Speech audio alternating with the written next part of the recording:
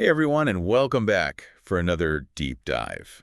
We are digging into something that's been all over the news lately. Yeah.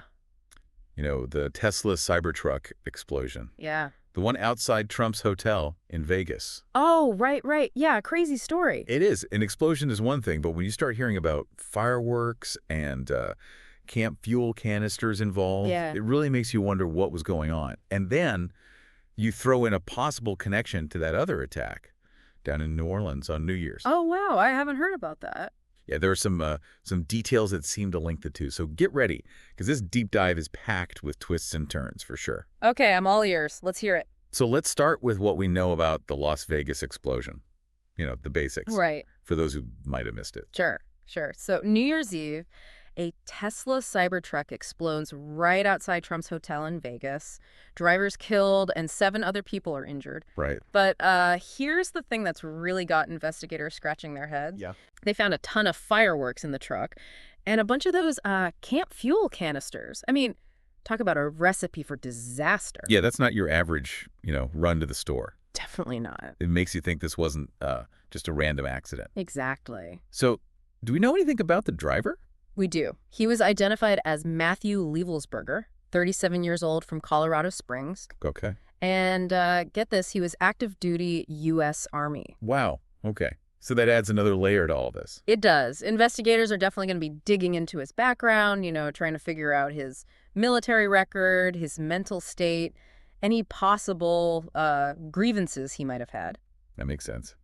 Speaking of grievances, the fact that this happened outside a Trump hotel is, well, interesting, to say the least. Oh, absolutely. And you can't ignore the fact that the Cybertruck is made by Elon Musk's company. Right.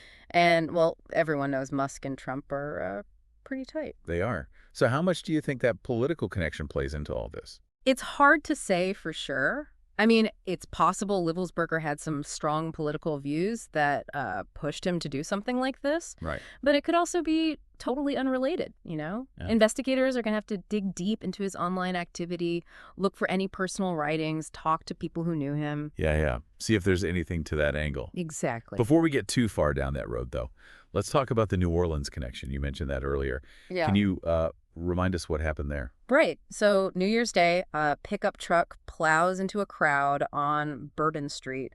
15 people dead.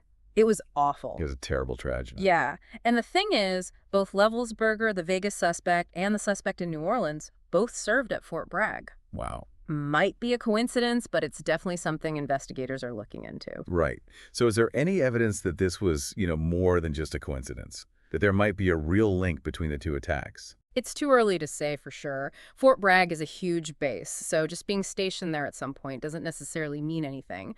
But they're going to look into their training, their deployments, any social circles they might have shared. Right. Try to figure out if they knew each other or were exposed to, similar ideologies. I see. So let's go back to those fireworks and fuel canisters for a second. From an expert perspective, how dangerous is that combination? Oh, incredibly dangerous. Like, you're talking about a massive, unpredictable explosion.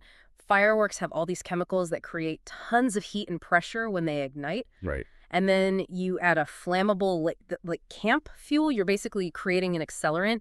It would make the flames way more intense and spread the fire super fast. Yeah. The fact that he had that combo in his truck, it's really concerning. It is. It really is. Yeah. Okay, so taking all of this into consideration, what are some of the key takeaways that you see emerging from these events? Well, I think the biggest takeaway is that we're dealing with something really complicated here. There are a lot of unknowns. So we have to be careful about jumping to conclusions and, let the investigation run its course. But, the evidence we do have, the fireworks, the fuel, the possible military connection, the political angle, it all points to something bigger than just, a random incident. Yeah.